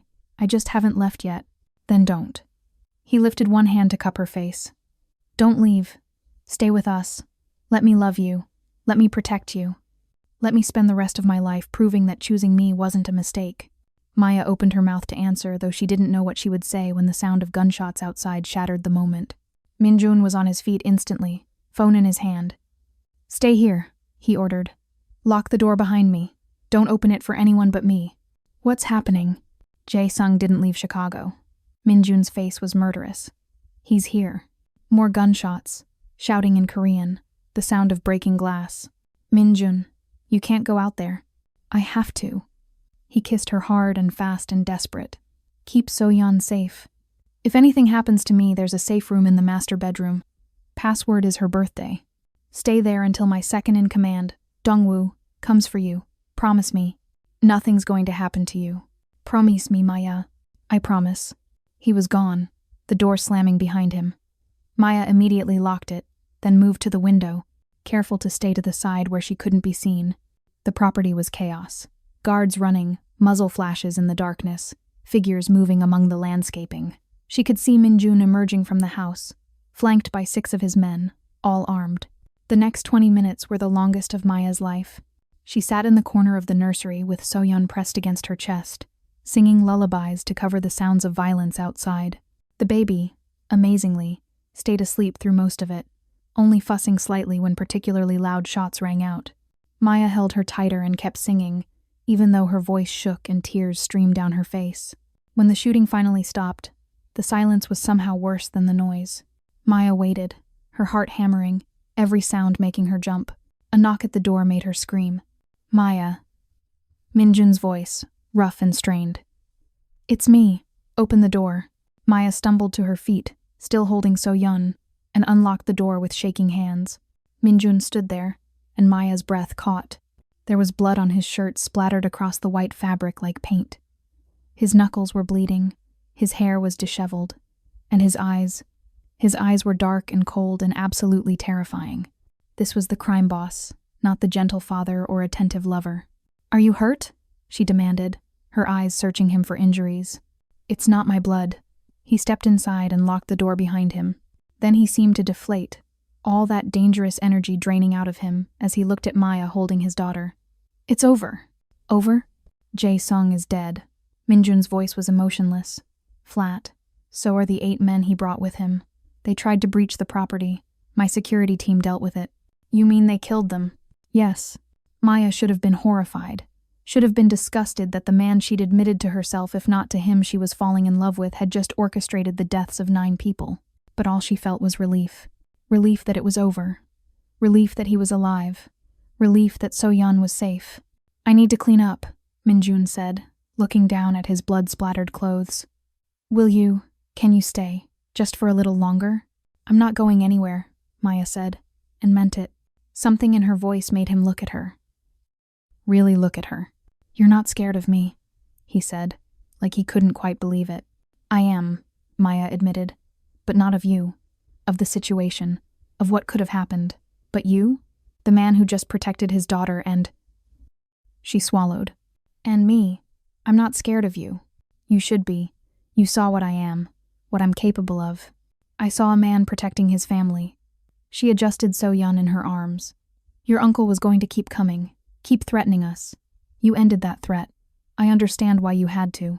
Maya, go clean up, she said softly. I'll put So-yeon down and then we'll talk. About all of this. About what happens next. Minjun nodded and left. Maya could hear the shower running in his room down the hall as she gently placed So-yeon in her crib.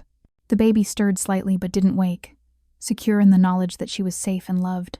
When Minjun returned 20 minutes later, he was clean, wearing sweatpants and a t-shirt, hair still damp, all the blood washed away, but his eyes were haunted. I need to tell you something about Yujin, he said. About how she really died. You don't have to. Yes, I do. He sat on the edge of the bed in the guest room where Maya had been sitting. If we're going to do this, if you're going to be in my life, in So-yeon's life, you deserve the whole truth. So he told her. He told her about Yujin knowing the dangers of pregnancy in their world, about the stress and the constant threats and the fear that came with being married to a crime boss, about how the doctors had said the complications were likely caused by chronic stress, by living in constant fear for 10 months. My world killed her, Minjun said, his voice hollow.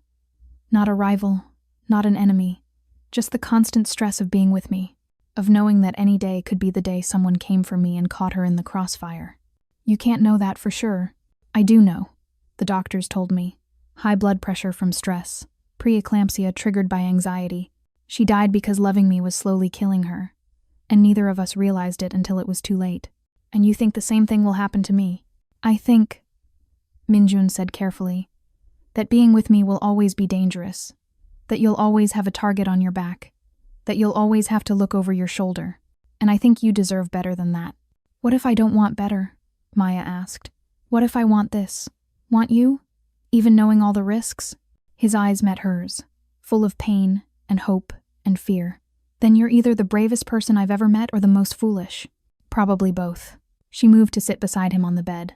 Minjun, I'm not Yujin. I didn't grow up in this world expecting this life. I chose it or I'm choosing it now, with full knowledge of what it means. You saw what just happened. 9 people died tonight because of me. 9 people who came here to hurt you, to hurt So-yeon, to hurt me. She took his hand, lacing their fingers together. You protected us. That's what matters. You should run from me. Probably. She leaned her head on his shoulder. But I'm not going to. Because somewhere between late-night lullabies and arguing about proper bottle temperature and watching you become an amazing father, I fell in love with you too. His breath caught. Maya, I love you, she said clearly. Terrifyingly, completely, stupidly in love with you. With the man who sings off-key to his daughter, who tries so hard to be good enough for her, who looks at me like I'm something precious, who protects his family with everything he has. Even knowing what I am, what I've done, especially knowing, she turned to face him. Because you're not just a crime boss, Minjun. You're a father. A man who's trying to be better than his circumstances. Someone who's capable of love even in a world built on violence. He pulled her into his arms then, holding her like she might disappear. I don't deserve you. Stop saying that. It's true. Then I'll spend the rest of our lives proving you wrong. She pulled back to look at him. That is, if you want me to stay. Officially. Not just hiding from your uncle. Actually staying. Being part of your life. Part of So-yeon's life. Yes, he said fiercely. God, yes. Stay. Be with me. Be her mother. Be my family. I'll spend every day trying to be worthy of you. You already are. And when he kissed her deep and claiming and full of promise, Maya knew she was exactly where she was supposed to be. Yes, it was dangerous. Yes, his world was violent and unpredictable. Yes, there would be more threats and more fears and more moments of terror. But there would also be love and family and a little girl who needed a mother and a man who'd shown her what it meant to feel alive again. That was worth the risk. That was worth everything. Resolution. Emotional payoff. 6 minutes. 6 months later, Maya woke to the sound of terrible singing. She smiled before she even opened her eyes, already knowing what she'd see. Sure enough, when she padded to the nursery, she found Minjun sitting in the rocking chair with So-yeon, now 10 months old, babbling constantly and absolutely thriving, attempting to sing the Korean lullaby that had started everything. "You're still murdering that song," Maya said from the doorway, unable to hide her amusement. Minjun looked up, unrepentant. His hair was sleep mussed. He wore sweatpants and a t-shirt that showed off the tattoos he no longer bothered to hide around her, and his feet were bare. He looked nothing like the terrifying crime boss who'd ordered 9 men killed 6 months ago. He looked like what he was, a devoted father. "She doesn't seem to mind," he said, gesturing to So-yeon, who was happily chewing on his finger and drooling. "She's 10 months old. She'd probably think you were a good singer even if you were actively torturing cats with your voice." He laughed, the sound warm and familiar. "Mean. My wife is mean to me." Wife. The word still made Maya's heart flutter. They'd gotten married 3 months ago, in a small ceremony at the house. Mrs. Han had cried. Dong-woo, Minjun's second in command, had made a surprisingly touching speech about how Maya had tamed their boss, and So-yeon had worn a tiny dress with ruffles and had been the unofficial flower girl, carried down the aisle by Mrs. Han. Maya's family had been there too, her parents finally meeting the man who'd swept their daughter into a world they didn't quite understand but tried to accept. Her father had pulled Minjun aside at one point and said, "You hurt my daughter, and I don't care how many men you have. I'll find a way to make you regret it." Minjun had looked her father in the eye and said, "I'd expect nothing less, sir." They'd also found out 2 weeks after the wedding that Maya was pregnant. She was 14 weeks now, just past the danger zone that had terrified her after her previous miscarriage. But this time was different. This time, she had the best medical care money could buy. This time, she wasn't alone and scared in a foreign country. This time, she had Minjun, who'd read every pregnancy book in existence and treated her like she was made of glass. "How long have you been up?" Maya asked, moving into the room and settling on the arm of his chair. "An hour." She was fussy, and I didn't want to wake you. You need the rest. His free hand settled on her stomach, still relatively flat, but starting to show a tiny bump. "Both of you need rest. Morning sickness is supposedly getting better in the 2nd trimester. The books say that, but I'm not taking any chances." He'd actually hired a chef who specialized in preparing foods for pregnant women, which was both sweet and slightly overkill. So-yeon reached for Maya, making grabbing motions with her chubby hands and babbling "ma, ma, ma." Maya's heart still swelled every time. She'd officially adopted So-yeon 2 months ago, finalizing what everyone already knew. This was her daughter in every way that mattered. "Dada." So-yeon suddenly pointed at Minjun, then at Maya. "Mama." "That's right, princess," Minjun said, his voice going soft. "That's your mama. The woman who loves you so much she sings to you every night, even when she's exhausted and her back hurts from being pregnant with your little brother." "Or sister," Maya corrected. They'd decided to wait to find out the sex. "Or sister," he agreed. Though the ultrasound tech seemed to think boy. The ultrasound tech said she couldn't be sure. Her uncertainty felt very certain about it being a boy. Maya laughed and kissed his temple. "Ready for breakfast? Pancakes? Only if you're making them. I cannot face eggs right now without my stomach revolting." Downstairs in their sprawling kitchen, Minjun cooked while Maya sat with So-yeon in her high chair, playing with stacking cups. This was their life, now domestic and normal on the surface, with security cameras monitoring every angle and guards stationed around the property. Minjun's world would always have an element of danger, but he'd been working on transitioning more of the business toward legitimate operations. Import-export, yes, but legal goods with proper paperwork, real estate investments, a technology startup that was actually doing surprisingly well. "I've been thinking," Minjun said, as he flipped pancakes with more skill than he'd had 6 months ago, "about creating a foundation, in Eugene name, something that helps pregnant women in high-risk situations, provides medical care, support, resources." Maya's throat tightened. "That's beautiful. I've been talking to Dong-woo about it. He thinks we can get some of our business associates to contribute, make it a real thing." He plated the pancakes and brought them to the table. "I want something good to come from what happened to her, something that might save other women. She'd be proud of you, of how you've honored her memory while also moving forward." "I hope so." He sat beside Maya, his hand finding hers. "I hope she'd be proud of how I'm raising So-yeon, of the family we're building. I know she would be." They ate breakfast together, So-yeon making a mess with her mashed bananas, both of them laughing when she somehow got fruit in her hair. After breakfast, while Min-jun cleaned up, So-yeon, which required a full bath, Maya wandered out to the garden. It was October, and the trees were turning brilliant shades of red and gold. The air was crisp and perfect. She stood by the fountain, one hand on her growing belly, thinking about how different her life was from what she'd imagined a year ago. A year ago, she'd been invisible, broken, hiding from the world and from herself. Now she was loved, cherished, part of a family that was unconventional and sometimes dangerous but absolutely hers. Strong arms wrapped around her from behind, and Min-jun's chin rested on her shoulder. "What are you thinking about? How much has changed? Regrets?" "None." She turned in his arms to face him. "Not a single one. Even after everything? The danger, the complications, my uncle trying to kill us, the constant security, especially after all of that." She cupped his face. "Because all of that led to this. To us, to our family." He kissed her slow and deep and full of love. "I don't know what I did to deserve you. You sang terrible lullabies to your daughter. You were vulnerable enough to let me help. You showed me that broken people can heal each other. You healed me," he said softly. "You and So-yeon. You brought me back to life. We healed each other." They stood there in the garden, holding each other while So-yeon's laughter drifted from the house where Mrs. Han had taken over bath duty. "Maya?" Min-jun said after a moment. Thank you." "For what?" "For coming into my office that night. For singing to my daughter. For not running when you should have. For choosing to love us even knowing how complicated and dangerous it would be." His arms tightened around her. "For being brave enough to build a life with me." "Thank you for not letting me run," Maya said. "For being stubborn and possessive and refusing to let me hide.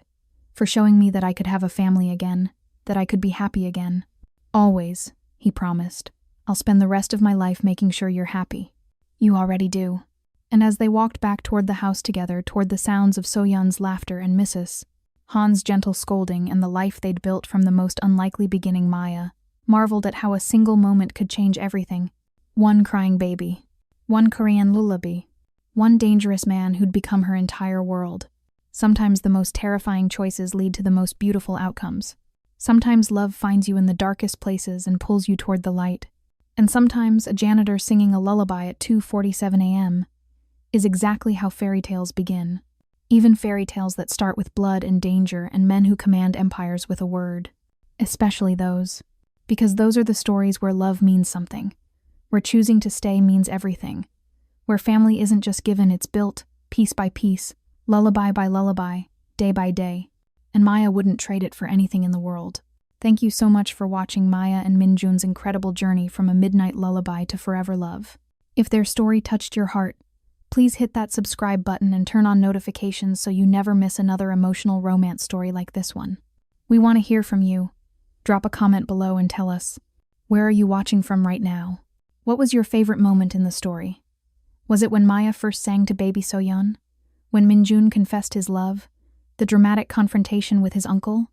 Or that beautiful ending with their growing family? Team Maya or Team Min-jun? Who's your favorite character and why? Should we create more Korean mafia boss romance stories? Do you want to see more interracial romance with strong black female leads and protective Asian men? Don't forget to like this video if Maya and Min-jun's love story made you feel something. Your likes help us create more passionate, emotional content you love.